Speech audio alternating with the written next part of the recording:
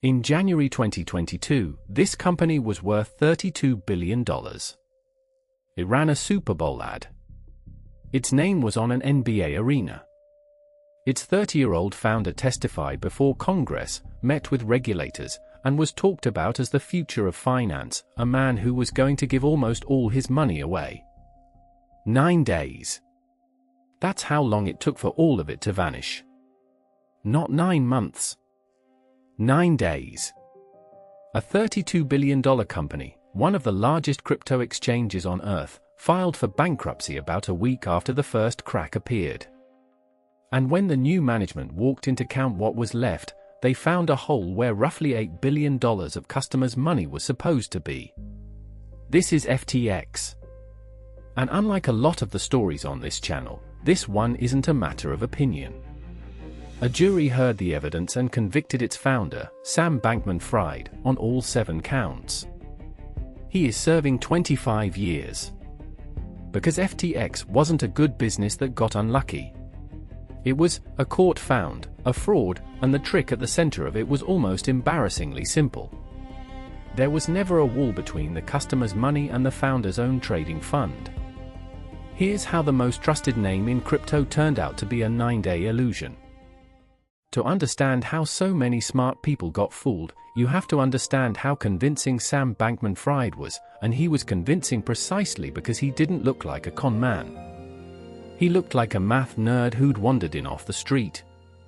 Cargo shorts, a rumpled t-shirt, a mop of curly hair, playing video games during investor calls.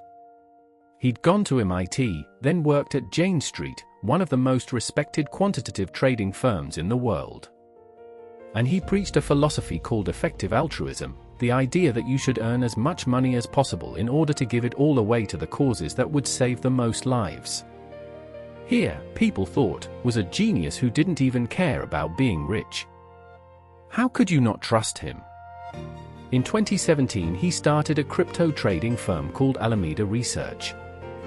In 2019, he founded the exchange the world would come to know, FTX, a platform where ordinary people could buy, sell, and store cryptocurrency.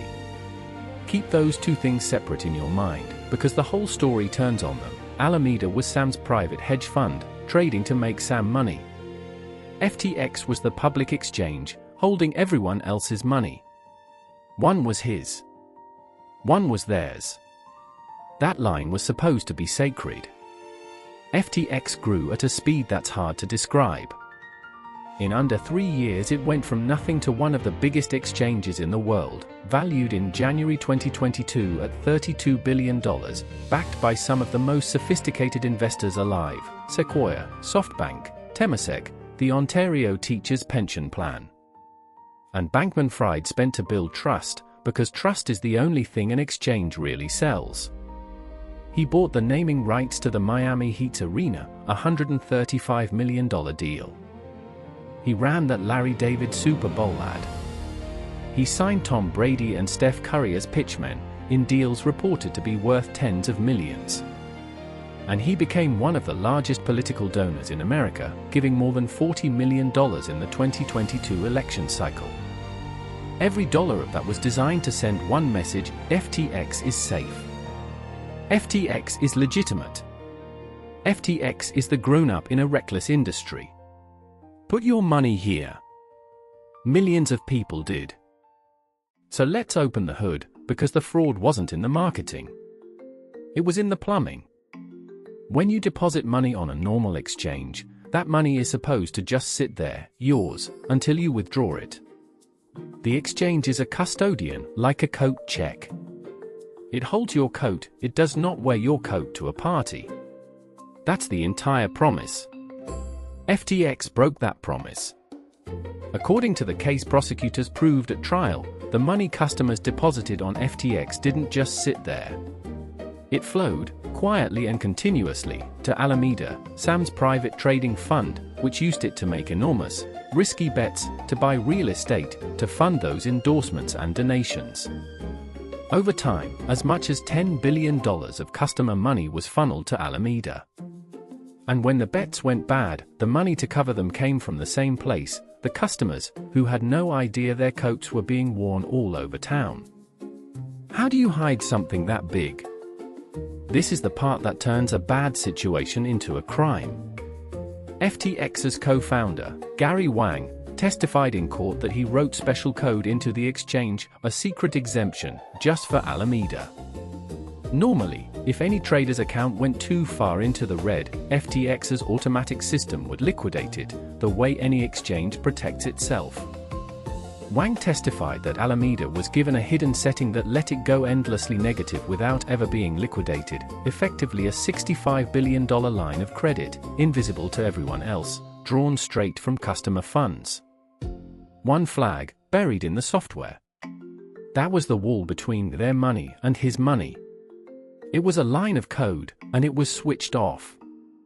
And the collateral propping the whole thing up was, in part, magic beans. FTX had created its own cryptocurrency, a token called FTT. Sam's companies held huge amounts of it, and counted it as if it were real, spendable wealth. But FTT was only worth something because FTX said it was. There was no outside market deep enough to actually sell billions of it. So here was the structure, stripped bare, a private fund gambling with customers' deposits, backstopped by a coin the company had invented for itself. It worked beautifully, as long as no one asked for their money back all at once. In November 2022, someone asked. On November 2nd, the crypto news site CoinDesk published a leaked look at Alameda's balance sheet. And what it showed was alarming. A huge chunk of Alameda's supposed wealth wasn't cash or normal assets, it was FTT, the token FTX had printed itself. For anyone paying attention, the implication was terrifying. The trading empire was propped up by its sister company's homemade money. For days later, on November 6th, the most powerful man in crypto struck. Changpeng Zhao, CZ, the head of Binance, FTX's biggest rival, announced that Binance would sell its entire holding of FTT, worth around $2 billion. In a single tweet, he told the whole market that he was heading for the exit. It was a death sentence delivered in a sentence. The panic was instant. FTX customers, suddenly doubting their coats were still in the closet, all rushed to withdraw at once, a classic bank run, at internet speed.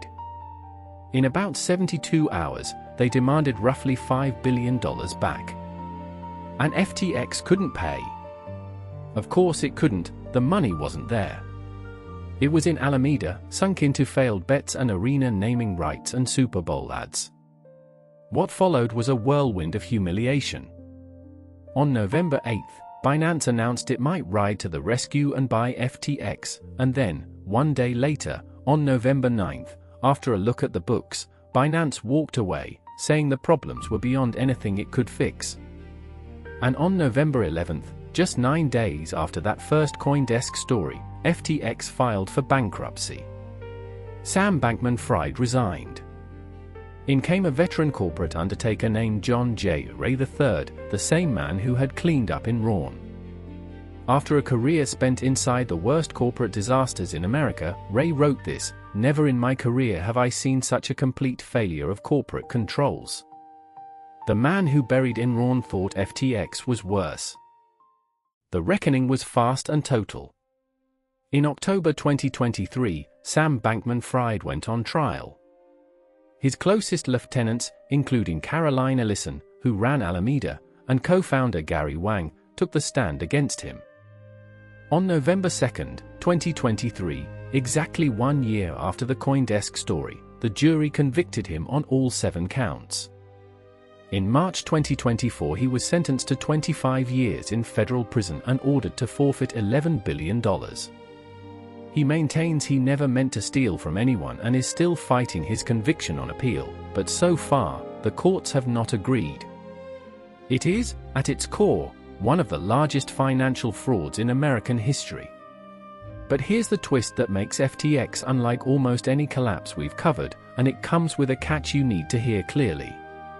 Because crypto prices recovered and the bankruptcy team clawed back billions, the FTX estate says it will actually pay most customers back in full, around 119 cents for every dollar they were owed. On the surface, that sounds like a happy ending. It isn't. Customers are being repaid based on what their crypto was worth on the day FTX went bankrupt, November 2022, when Bitcoin sat near $16,000. Since then, Bitcoin has more than quadrupled. So someone who had one Bitcoin trapped on FTX doesn't get their Bitcoin back, they get roughly the 2022 cash value of it, plus a little. They were made whole in dollars, and left far behind in reality. The money came back. The fortune it would have become did not. And that is FTX's real lesson. Every safeguard in finance, the audits, the custody rules, the boring wall between the company's money and yours, exists precisely because charm scales faster than honesty. Sam Bankman-Fried was brilliant, disheveled, and generous sounding, and the world decided that a man who looked like that couldn't possibly be stealing. The costume was the whole trick. Behind it was the oldest crime there is, he was spending money that wasn't his. If you found that useful, the whole channel is about the same thing, following the money past the story to see how it really moves. Subscribe, and I'll see you in the next one.